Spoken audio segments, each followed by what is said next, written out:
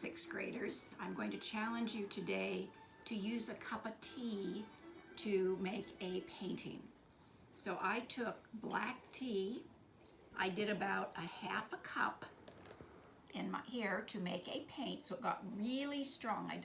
You can microwave it or you can pour hot water in it and let it sit for a while.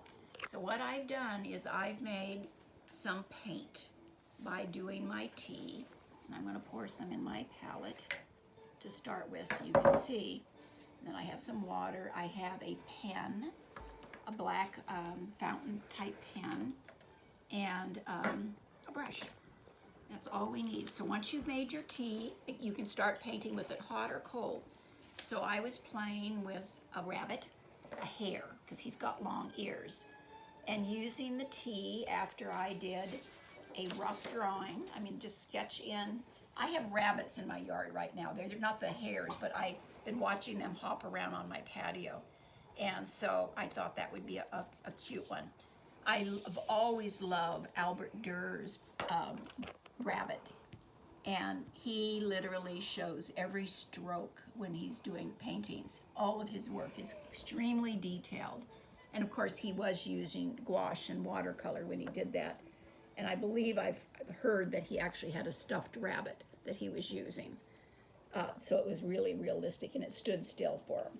So, or you could be doing a pet. I did a quick sketch of a dog, and you could do your pet if you wanted to, and you could do it larger or smaller. But once you have your tea made, you're literally going to paint with it to do, let's see if I can get enough strokes with this. I let it just be real dark where I want it to be dark. I need a littler brush.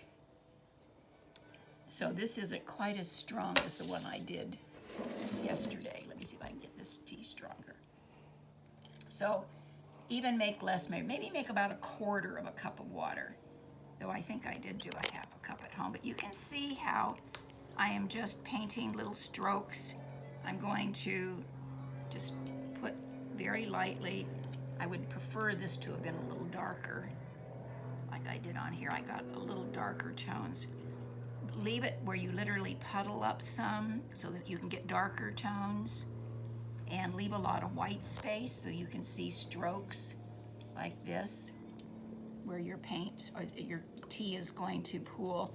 With this one, I let it dry quite a while before I picked it up so the dark spots wouldn't run, because you can see if I move this right now, how wet it is, how it's going to move. So I really kept it still while I was working on it. So just lightly come around, leave your white paper showing, and try to see if you can build up.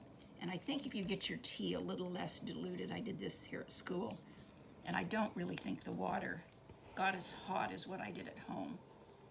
So then what I did is I took a, literally if you have a fine line marking pen, this is one of the little Pilot G10, and what I did is I came back and I liked actually letting some of this ink blur in the wet paint. So I came back on top and I brought out the whiskers. You can see what I'm doing. I'm letting it just come out. You know, I'm coming back with fur, and you can see how the water, I'm letting that fur come out like that.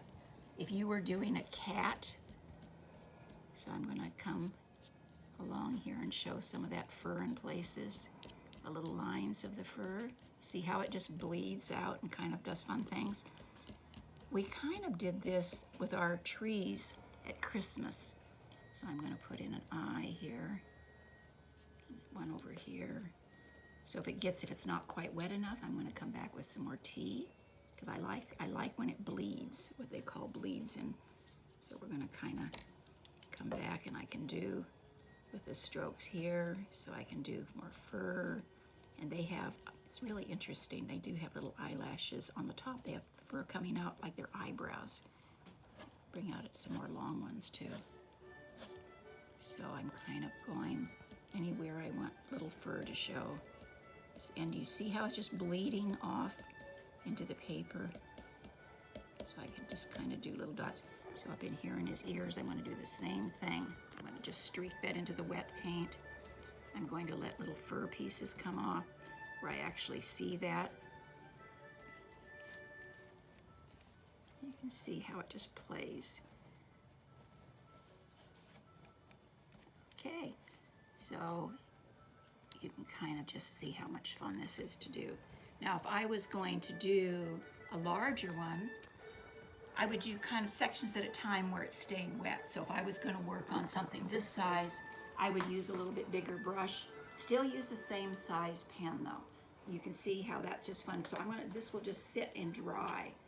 And again, darker, you'll be able to get more tones in it than I was able to get this time with it. But have fun playing with it. You'll enjoy this lesson. Take pictures so we can see what you did. Okay, take care.